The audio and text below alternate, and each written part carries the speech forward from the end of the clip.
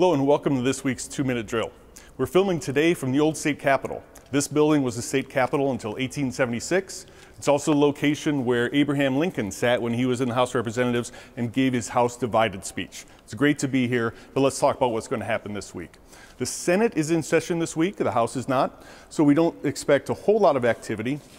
However, it may be actually conducive to some more behind-the-scenes negotiations on the grand bargain, perhaps with the governor coming in a little bit. So we'll be looking out for that. However, there's a lot of legislation out there, and some of it we definitely want to highlight that's in our new Job Crushers website. It's jobcrushers.com. It's a lot of bills that when you come together and you put them all together would really be a burden on small businesses to create jobs. And we're very concerned about that. So we're talking about Job Crushers, all those bills together, what they would have an impact on small businesses. A couple examples of that, House Bill 2771.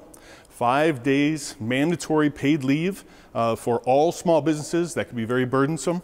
Also, a bill that we talked about last week, two pieces of legislation that would create a 20% tax on financial transactions. Many financial transactions impacting Main Street, and that's a real problem. Finally, we want to highlight Senate Bill 1701. This is a chamber initiative to actually make sure that units of local government have a process in place for public participation in rulemakings that happen at the local level. So we've got a subject matter hearing on that in Senate Local Government.